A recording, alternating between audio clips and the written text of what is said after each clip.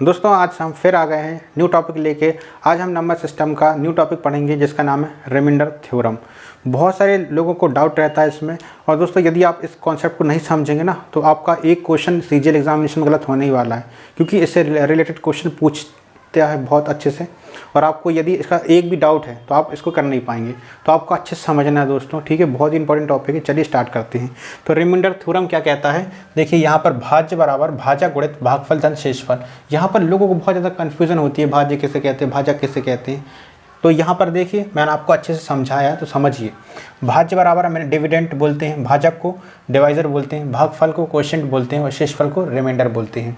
यहाँ पर मैंने इसे शॉर्ट में लिख दिया है, जैसे मैंने डिविडेंड को मैंने डी लिख दिया है, डिवाइज़र को मैंने आर लिख दिया है, क्वोशिएंट को क्यू लिख दिया है और रिमाइंडर को आर लिख दिया है। तो आपको ध्यान रखना है। अब बात आती है, जैसे हमने यहाँ पर भाग दिया 36 को 7 से, तो 7 पाना 35 5 टाइम्स गया और 1 बच गया। तो किसको क्या बोलते हैं समझते हैं। यहाँ पर देखिए दोस्तों ये 36 है, इसी को हम बोलते हैं भाज्य, मतलब ये भाज्य मतलब डिविडेंड। तो ये अंदर वाला भाज्य है, ये भाजक है, ये भागफल है और ये शेषफल है, इसको रिमाइंडर बोलते हैं। ये क्वोशिएंट हो गया, ये डिवाइज़र हो गया, ठीक है दोस्तों। बहुत अच्छे से समझिएगा, इससे रिलेटेड क्वेश्चन सीजीएल एग्जामिनेशन में पूछा गया है। तो आपको अच्छे से समझ नहीं आएगा तो आप कर नहीं पाएंगे, तो अच्छे से समझिए। यहाँ पर हमने लिख लिया है, ठीक है। तो हमको इससे क्या पता चलता है कि यदि हम इन दोनों का, इसका और इसका मल्टीप्लाई करेंगे और इसको जोड़ देंगे तो हमारे पास ये क्या जाएगा, भाज जाएगा, मतलब डिविडेंड आ जाएगा। यही कॉन्सेप्ट लगेगा जब मैं क्वेश्चन करवाऊंगा। तो चलिए अब आगे बढ़ते हैं। यहाँ पर आपको नोट्स में कुछ बातें ध्यान रखना है जो कि बहुत ही इंपॉर्टेंट है, ठीक है। और इसी से क्वेश्चन जो सीजीएल मेंस में आए हैं वो सॉल्व हो पाएंगे। इन्हीं कॉन्सेप्ट को यदि आप ध्यान रखेंगे तभी सॉल्व हो पाएंगे, अदरवाइज भूल जाइए। पहला है नोट, शेषफल सदैव भाजक से कम होता है। इसका मतलब क्या है, शेषफल सदैव भाजक से कम होता है। भाजक मतलब क्या होता है, ये भाजक मतलब डिवाइज़र, ये है ना। तो शेषफल क्या है, ये देखिए शेषफल कितना है, यहाँ पर क्या है भाजक 7 और शेषफल कितना है 1। तो भाजक कितना है 7 और शेषफल कितना है 1। तो बड़ा कौन है इसमें 7, है ना। यदि मैं एक काम करता हूँ, मैं इसको और बढ़ा देता हूँ, मैं इसको क्या कर दूंगा, इसको कर देता हूँ कितना 36 और 37 कर दिया, 37 कर दिया, 7 पन्ना 35, कितना बचा आएगा 2। तो अब क्या हो जाएगा 2, है ना। अभी भी क्या है भाजक बड़ा है। अब मैं इसको करता हूँ 38, कितना हो जाएगा 3। यहाँ पर कितना बचा, अब ये 3 आ गया, मतलब ये क्या है भाजक और ये शेषफल। यही तो बोल रहा है हमारा। तो ये कितना शेषफल कितना हमारा 3। क्या बोल रहा है, शेषफल सदैव भाजक से कम होता है। भाजक क्या है ये, शेषफल, ये शेषफल भाजक से कम, मतलब शेषफल भाजक बड़ा है, शेषफल छोटा है ना। अब मैं एक काम करता हूँ, इसको और बढ़ा देता हूँ, और बढ़ा देता हूँ। तो क्या, इसको मैं पूरे हटा देता हूँ, है ना। ये इसको 42 कर दिया। अब देखो इसको 41 कर दिया, सॉरी इसको 41 कर देते हैं। अब क्या आएगा 7 पाना 35, 35 तो 35 आएगा, है ना। 35 और 6 41, ये 6 और यहाँ पर भी 6 आ जाएगा। अभी भी क्या है भाजक बड़ा है और शेषफल छोटा है। पर यदि अब मैं इधर कर दूं 2 लिख दूं, यदि मैं इधर 2 लिख देता हूं तो अब क्या आ जाएगा 7 6 42 और अब क्या आ जाएगा यहाँ पर 0, मतलब 0 आ जाएगा। 0 लिख देंगे 0। अब क्या आ जाएगा यहाँ पर, क्या जाएगा 7 और रिमाइंडर कितना बचेगा 0। फिर ही बड़ा हो गया, देखो ये फिर बड़ा हो गया। मतलब कि एक हमेशा क्या हो जाएगा, भाजक शेषफल से हमेशा बड़ा रहेगा, क्योंकि क्या होगा ये तो इसके साथ इसके पास जाते जाएगा। जैसे 0 के बाद 1 आएगा, 2 आएगा, 3 आएगा, 4 आएगा, 5 आएगा, 6 आएगा और जैसे 7 आएगा इसको डिवाइड करके 0 बना देगा। तो ये कॉन्सेप्ट आपको समझ में आया ना। समझ आया तो कमेंट कीजिए और बताइए। दूसरा, यदि डी भाजक है तो शेषफल 0 से D-1 तक हो सकता है। हम मान सकते हैं 0 था, फिर 1 हुआ, फिर 2 3 4 5 6 और जैसे 7 होगा ये फिर 7 से 7 डिवाइड होकर फिर क्या बन जाएगा 0।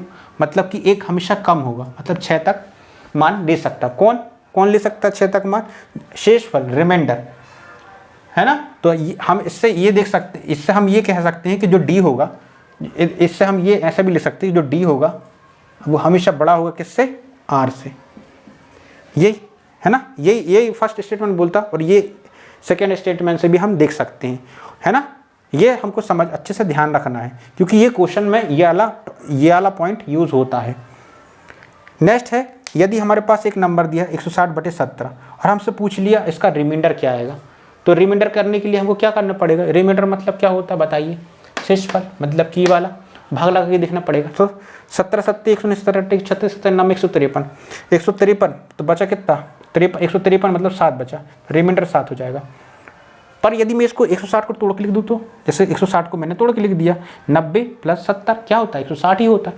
अब मैं इसको अलग अलग भी भाग दे सकता हूँ, इसको इसके साथ ले सकता हूँ, इसके साथ ले सकता हूँ, है ना।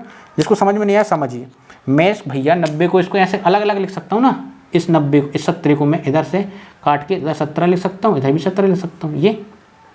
अब भाग जैसे दूंगा 17 पंचे 85, 70 पंचे 85, 85 और 5 90 प्लस इधर पे कितना आएगा, ये कितना है यार, जो 70 था ना, हाँ 17 चौके 68, बचा कितना 2। तो देखिए यहाँ पर भी रिमाइंडर कितना आएगा 7 आ गया।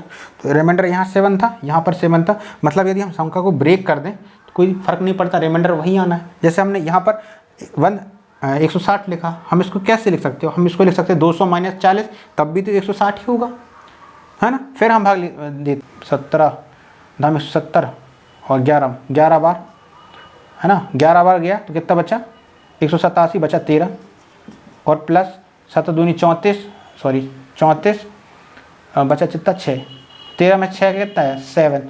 तो इधर से भी हमारा रिमाइंडर सेम आया। तो इससे हम ये निष्कर्ष निकाल सकते हैं कि यदि हम कोई संख्या को भाग देते हैं तो यदि हम उसको उस संख्या को तोड़ के भी लिखेंगे, जोड़ के भी लिखेंगे, घटा के भी लिखेंगे तो हमारा रिमाइंडर में नो चेंज होगा, कोई फर्क नहीं पड़ता है। नेक्स्ट और लास्ट नोट है हमारे पास कि यदि हम 91 × 74 को 18 से भाग करेंगे तो हमारे पास शेषफल क्या आएगा। तो आपको डायरेक्ट इसको फिर इंटू करना पड़ेगा, उसके बाद आपको भाग लगाना पड़ेगा, उसके बाद आपको रिमाइंडर बताना पड़ेगा, तो इसमें बहुत टाइम वेस्ट हो जाएगा। तो हम इसको डायरेक्ट ऐसा भी कर सकते हैं। देखिए हम इसको लिखेंगे 18 पंचे कितना होगा, 18 पंचे 90 बचा कितना 1 इंटू 18 चौके 72 बचा कितना रिमाइंडर 2। तो इसका क्या जाएगा 2/18। अब ये कटने का मतलब रिमाइंडर हमेशा इसका 2 ही आएगा। इस प्रकार आप इसका रिमाइंडर निकाल सकते हैं। चलिए दोस्तों, रिमाइंडर थ्योरम को क्वेश्चन के थ्रू और अच्छे तरीके से हम समझते हैं। यहाँ पर हमने क्वेश्चन लिया है, एक संख्या को 78 से भाग देने पर भागफल 280 तथा शेषफल 0 प्राप्त होता है। यदि उसी संख्या को 65 से भाग दिया जाए तो शेषफल का मान क्या होगा। यहाँ ये CHSL 2023 प्री के में पूछा गया था क्वेश्चन। चलिए यहाँ पर हम समझते हैं। तो हमने अभी आपको समझाया था, है ना, आपको जब भी समझ में नहीं आप ऐसा बना लीजिए। यहाँ पर क्या आता है शेषफल, है ना, शेषफल होता है, शेषफल रिमाइंडर। यहाँ पर क्या होता है क्वोशेंट, है ना, क्वोशेंट मतलब कि भागफल। यहाँ पर क्या होता है डिविडेंड, डिविडेंड मतलब कि भाज्य। और यहाँ क्या होता है भाजक, ये हो जाता है भाजक, सॉरी 1 मिनट, ये हो गया, ये क्या होता है भाजक, इसको बोलते डिवाइजर, यही ना ये। अब हमको समझना है इसको क्वेश्चन को। तो एक संख्या को 78 से भाग देने पर, एक संख्या को 78 से भाग देने पर, एक संख्या मान लिया n है, इसको हमने 78 से भाग दिया, है ना, भाग देने पर भागफल, भागफल मतलब कि ये क्वोशेंट 280 तथा शेषफल 0 प्राप्त होता है। शेषफल मतलब कि रिमाइंडर 0 प्राप्त होता है ना ये। तो हमको सबसे पहले n निकालना पड़ेगा। हमने आपको बताया था क्या होता है, हमने क्या बताया भाज्य बराबर क्या होता है, भाज्य बराबर भाजक गुणित भागफल धन शेषफल। ये मैंने आपको बताया था, है ना। तो इस सामने मैंने आपको बताया था जब भी आपको n निकालना है तो क्या करेंगे, डायरेक्ट इन दोनों का मल्टीप्लाई और इसको प्लस को जोड़ देना। n का मान क्या हो जाएगा, n का मान हो जाएगा n बराबर होगा 78 × 280 + 0। ये एक नंबर आ गया n। अब हमको पूछा यदि हम इसको 65 से डिवाइड करें, इस संख्या को 65 से डिवाइड कर दें पूरी को, तो क्या आंसर आएगा। तो एक बात बताइए मेरे को कि इस 0 की तो जरूरत है ही नहीं, इस 0 की जरूरत नहीं, हम इसको हटा दें। क्यों, प्लस यदि हम इस संख्या को इंटू करके +0 जोड़ेंगे तो वो तो वही संख्या आएगी ये। अब एक बात मेरे को बताइए, तो ये 65, अब इसको काटना पड़ेगा, है ना। तो काटने से अच्छा एक काम करो, हम जानते हैं हम इसको क्या ले सकते हैं, 13 × 78 लिख सकते हैं, 13 × 78 लिख सकते हैं। और एक बात बताइए, इसको मैं 5 से डिवाइड कर देता हूँ, कितना आएगा 5 से 5 × 25 और 5 × 31, इसको ऐसे लिख सकते हैं। और ये कितना आएगा 65। ये एक बात बताइए, ये क्या है, सॉरी ये क्या है, ये 13 पन्ना 65 है ना, 13 पन्ना 65 हो गया ना। 13 और 5, 13 पन्ना 65, मतलब कि ये गुणनखंड हो गया इसका, मतलब इस पूरी संख्या को डिवाइड कर देगा, मतलब कि शेषफल कितना जाएगा 0। तो आंसर कितना आएगा, ऑप्शन ए आंसर आ जाएगा। दोस्तों समझ में आया होगा आपको। चलिए अब दूसरा क्वेश्चन समझते हैं। क्या बोला दूसरा क्वेश्चन में, हमको दूसरा क्वेश्चन में बोला गया है एक भाग प्रश्न में भाजक भागफल का 13 गुना है, एक भाग प्रश्न में भाजक भागफल का 13 गुना है और शेषफल का 6 गुना है। यदि शेषफल 39 है तो भाज्य क्या है। दोस्तों आपको सबसे मेन चीज़ है आपको ये याद होना। यदि आपको ये याद नहीं है ना तो आप इसको क्वेश्चन में बहुत ज़्यादा कंफ्यूज हो जाएंगे। तो आपको सबसे पहले आपको ध्यान रखना है कि भाज्य किसे कहते हैं, भाजक किसे कहते हैं, आपको पता होना चाहिए। मैंने अच्छे से समझा है, भाज्य इसको बोलते हैं भाजक, इसको बोलते हैं भागफल, इसको बोलते हैं शेषफल। आप बार बार जब सुनेंगे ना तब ये आपको याद हो जाएगा, इसलिए मैं आपको बार बार बता रहा हूँ, ठीक है। इसको नेगेटिव वे में नहीं लीजिएगा। तो भागफल को क्वोशिएंट बोलते हैं, इसको रिमाइंडर बोलते हैं, इसको डिविडेंड बोलते हैं, इसको डिवाइजर बोलते हैं, ठीक है। ये हो गया।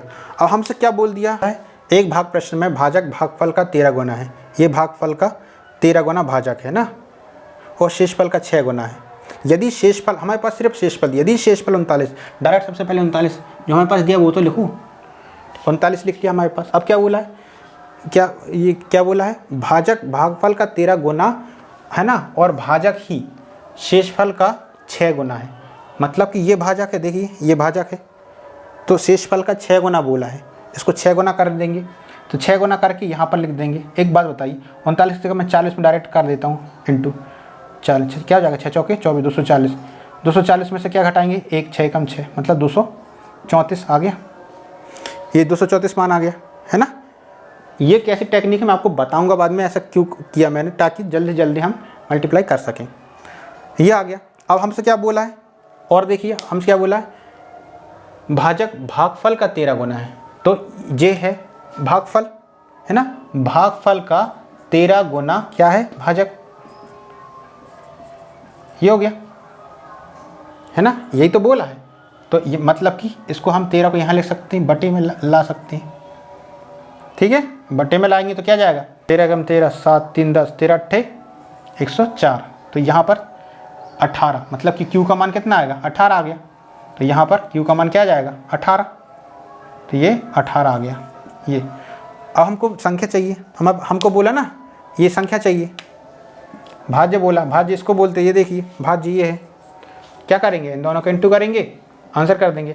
अब इंटू करने के लिए भी आप पूरा ना करें तो भी आंसर आ जाएगा, क्योंकि आपके पास तो ऑप्शन रहेंगे परीक्षा में। आप क्या करोगे, डायरेक्ट इसका यूनिट डिजिट से आंसर निकाल सकते हो, है ना। पर मैं आपको अभी पूरा करके दिखा देता हूँ, बाद में हम समझेंगे, उसके बाद हम यूनिट डिजिट से इसको आंसर को करेंगे। सबसे पहले इन दोनों को इंटू करेंगे और इसको जोड़ देंगे, इन दोनों को इंटू करेंगे और इसको जोड़ देंगे। चलिए क्या जाएगा, 18 चौके 72, 72 की 2 हासिल की 7, 18 3 54 और 7 61 हासिल की 6, 18 3 36, 36 6 42 और 39 को हम इसको ऐड कर देंगे।